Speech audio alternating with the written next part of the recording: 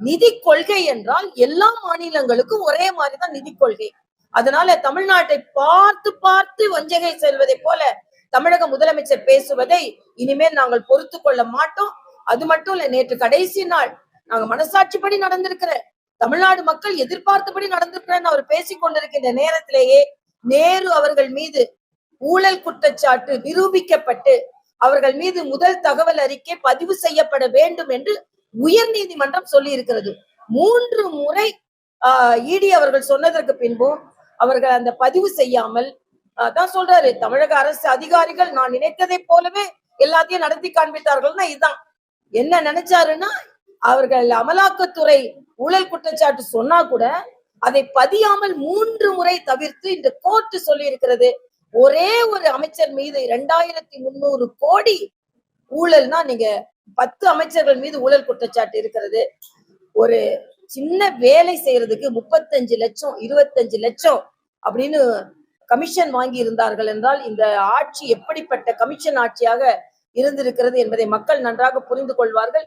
எல்லாவற்றிற்கும் உச்சகட்டமாக நான் ராகுல் காந்தி அவர்களை வன்மையாக கண்டிக்கிறேன்.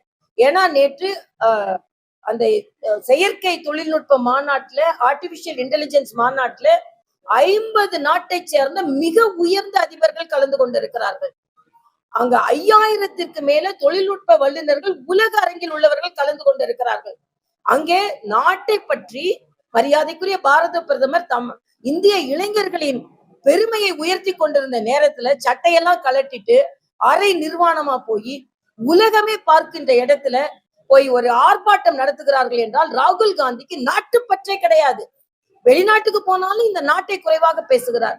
வெளிநாட்டுல உள்ள எல்லாரும் இந்த நாட்டை பெருமையாக பேசும் பொழுது இவர் இந்த நாட்டை குறைவாக பேசுகிறார். அதனால அவரோடு கூட்டணி வைத்திருக்கின்ற திராவிட முன்னேற்ற கழகத்திற்கும் சரியான தண்டனையை கொடுக்க வேண்டும் என்று கேட்டுக்கொள்கிறேன். இன்னொன்று, செல்வ பெருந்தகை மருது சகோதரர்கள் கூட ஸ்டாலினையும் ராகுல் காந்தியும் ஒப்பிடுகிறார். எப்படிங்க ஒத்துக்கொள்ள முடியும்? அவர்களின் வீரம் என்ன, அவர்களின் தியாகம் என்ன? இவர்கள் அவங்க பக்கத்துல கூட வர முடியாது. அது மட்டும் இல்ல, மணிசங்கர் ஐயர் காமராஜர் கூட ஸ்டாலினை ஒப்பிடுகிறார். என்ன நடந்தது காங்கிரஸ்காரர்களுக்கு எனக்கு தெரியல. அதனால சீட்டுக்காக இப்படி ஸ்டாலினை புகழோன்னு புகழ்ந்து கொண்டு இருக்கிறார்கள். ஆனால் நிச்சயமாக தமிழக மக்கள் இதை ஒப்புக்கொள்ள மாட்டார்கள் என்பது எனது கருத்து.